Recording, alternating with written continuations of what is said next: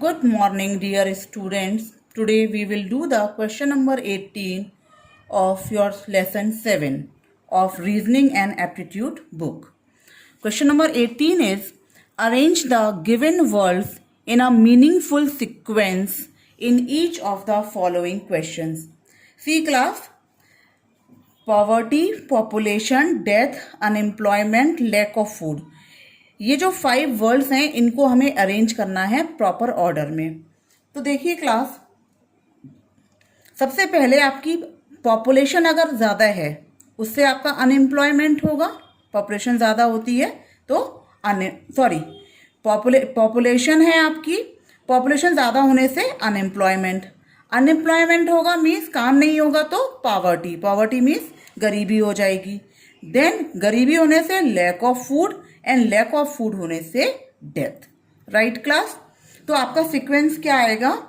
2, 4, 1, then 5 and then 3. तो 2, 4, 1, 5, 3. तो this one is the correct one. Right. Population, unemployment, poverty, lack of food, death.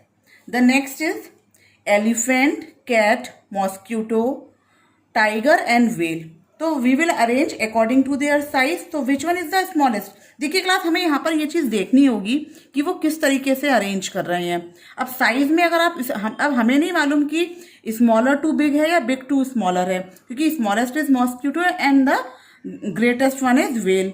देखिए 2 options हैं, whale भी है, 5 आपका व्हेल से भी दे रखा है और 3 से आपका मॉस्क्यूटो से भी, दोनों से अरेंज कर रखा है. 1 और 2 तो आपके मिड में आएंगे तो उनको हम कंसीडर नहीं करेंगे. तो हमारा ए और बी आंसर हो सकता है. लेकिन 5 के बाद आपको दे रखा है 3, लेकिन 5 के बाद क्या होना चाहिए था? 1, क्योंकि अगर आप डिक्रीजिंग ऑर्डर में चलेंगे तो व्हेल, फिर एलिफेंट, फिर टाइगर, फिर कैट और फिर मॉस्क्यूटो होना चाहिए था.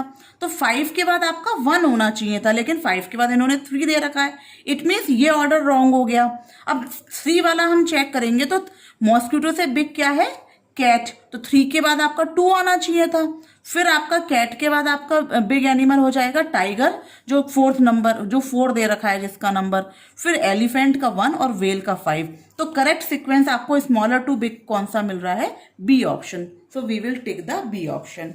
The next is study, job, examination, earning, apply. तो देखिए क्लास, 1, 1, 1, 1. तो 1 से हमें स्टार्ट करना है, मीन्स स्टडी से स्टार्ट करना है. तो सबसे पहले हम लोग स्टडीज करते हैं. स्टडीज के बाद हमारा एग्जामिनेशन होता है. एग्जामिनेशन के बाद हम डिफरेंट उसके अप्लाई करते हैं, जॉब्स के लिए अप्लाई करते हैं. फिर हमें जॉब मिलती है और जॉब से आपकी अर्निंग शुरू होती है. तो आपका क्या हो जाएगा?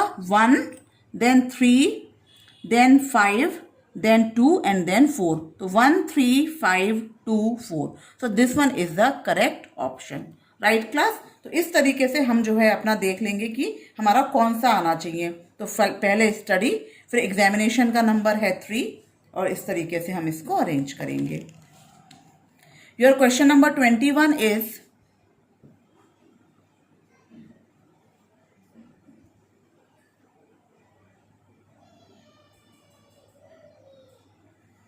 if the letters of the word transform are rearranged as they appear in English alphabet, then the position of how many letters will remain unchanged after such rearrangement.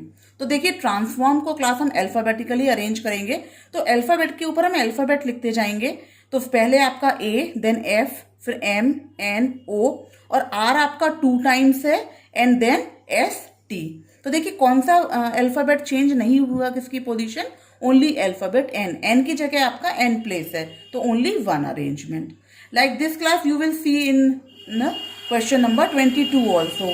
If the first and second letter in the word depression were interchange, मतलब second वाले को first कर दिया, first वाले को second. मतलब अगर आप देखें तो डी और ई की जगह इन्होंने क्या कर दिया? E D.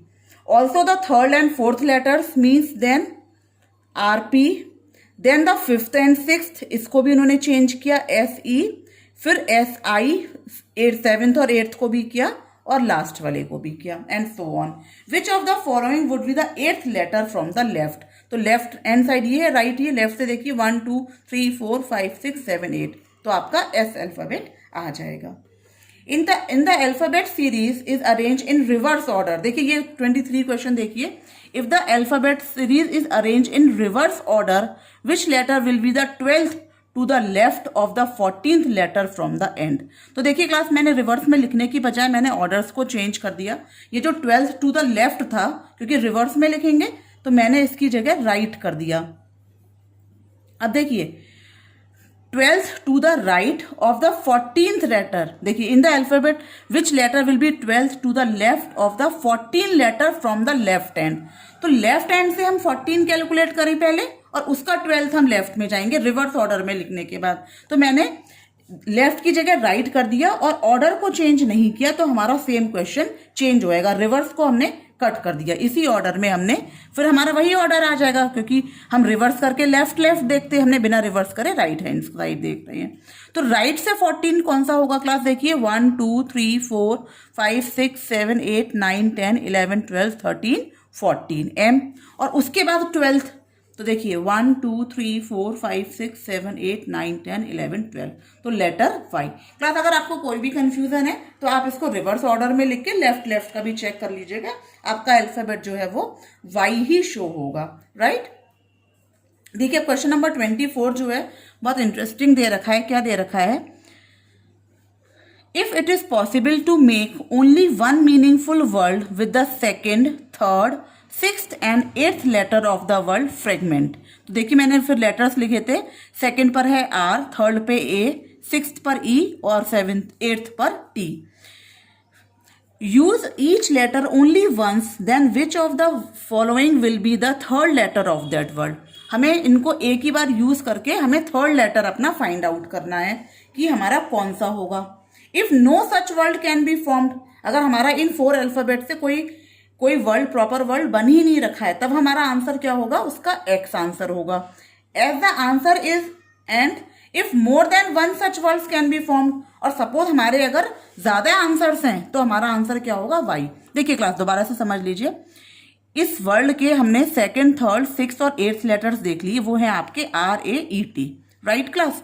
अब इनके अगर आपका केवल एक ही वर्ड बन रहा है तो हमारा आंसर होगा उस वर्ड का थर्ड लेटर। एक भी आंसर नहीं मिल रहा है तो एक्स होगा, और मोर देन वन आंसर है तो आंसर क्या होगा? वाई। तो अब देखिए क्लास, हमारे इन वर्ड से 2 वर्ड्स बन रहे हैं, एक है रेट और एक है आपका टीयर। तो इस तरीके से देखिए, आपका जब मोर देन वन आंसर है तो आपको आंसर क्या देना है? वाई। तो यहां पर आपका करेक्ट ऑप्शन क्या हो जाएगा? Y. I hope you are getting it. 25th question is, if Megha finds that she is 12th from the right end, 12th from the right end in a line of girls and 4th from the left. तो देखिए इधर left से 3 है, तभी तो 4th पे वो आ जाएगी, 3 + 1 4th, और इस साइड से जब आप कैलकुलेट करोगे तो वो 12th है, यानी कि वो उसके बाद में कितने होने चाहिए? 11th के बाद ही तो 12th नंबर हुआ। तो 3 और 1 हो गया 4, और 4 और 11 यानी कि 15। तो अभी टोटल कितनी गर्ल्स हैं? 15th। Then how many girls would be added to the line such that there are 28 girls? अब 28, 15 में हम कितना प्लस करें कि 28 गर्ल्स हो जाएं? तो 15 + 13 इज 28। तो इस तरीके से आपका आंसर क्या आ जाएगा? 13 आंसर हो जाएगा। 15 + 13 becomes 28। द नेक्स्ट इज, देखिए क्लास 26 जो है बिल्कुल सेम है 24 का। I think you all can do it your self. It is very easy question. इसके मैं आपको थोड़ा शॉर्ट में बता दे रही हूँ। इन्होंने भी इसमें वर्ड्स चूज करने के लिए बोला है, फिर मैंने लिखा था इसमें से वर्ड्स लिखे तो VTSE आएगा, और इसके आपके 2 वर्ड्स बनेंगे, एक है वेस्ट और एक है बेड्स। तो ये आपके आंसर जो है इसके अकॉर्डिंग एम आंसर आ जाएगा। आप रीड करके देखिएगा, बहुत ही इजीली आपको समझ में आ जाएगा क्लास। अब हम नेक्स्ट क्वेश्चन देखते हैं 27th। This is, Which word will come first if all of them are arranged alphabetically? तो देखिए अल्फाबेटिकली हम अरेंज करेंगे तो इसमें कौन सा वर्ड फर्स्ट आएगा? देखिए स्टार्ट तो सब R से हो रही हैं, लेकिन R के बाद A से स्टार्ट हो रहा है, रैंडम। तो this is the word which comes first. तो C ऑप्शन आपका करेक्ट हो जाएगा। Same way sports, spouse, spark और स्पेस में अल्फाबेटिकली लिखेंगे तो पहले कौन सा आएगा क्लास? देखिए SP तो सब में है, यहाँ पर A है, यहाँ पर भी A है। तो SPA तक कॉमन हो गया, लेकिन उसके बाद फोर्थ लेटर पे इसमें R है और इसमें C, तो कौन सा आएगा? C वाला पहले आएगा, तो D option is correct. Now look at the 29th. How many even numbers are there in the following sequence? इस सीक्वेंस में इवन नंबर्स का ऑर्डर आपको बताना है कितने हैं. Which are immediately followed by an odd number, तो even number के बाद ऑड नंबर होना चाहिए, as well as immediately preceded means उससे पहले, बाई एन इवन नंबर. तो स्टार्टिंग में इवन होना चाहिए, लास्ट में ऑड. तो हमें हमारा इस तरह से EEO बन गया, मीन्स हमें 2 इवन नंबर और 1 ऑड नंबर, 2 इवन के बाद 1 ऑड नंबर चाहिए. तो ये वाले हमारे पास कितने बन रहे हैं? देखिए, एक है 867, 689, 223 एंड 281. इसके रेस्ट इसके अलावा कोई भी नहीं है. तो कितने ग्रुप्स बने? 1 2 3 4. So the correct option is 4. Right class. Now see class, the question number 30 is again the same. जैसे मैंने आपको अभी 24 क्वेश्चन और 26 बताया था, उसी तरीके से जब इसके आप वर्ड्स चूज करेंगे तो आपके पास LGENN ये 4 वर्ड्स आएंगे, और ये जो है इनसे आपका कोई भी वर्ड नहीं बनेगा, और जब नो सच वर्ड होगा तो आपको आंसर है आपका M. तो यहाँ पे इस तरीके से आपका जो है M आंसर जो है वो करेक्ट ऑप्शन में आ जाएगा. So now class, this completes your chapter 7. This completes chapter 7, and now tomorrow we will do the revision. Thank you class. Keep revising. Thank you.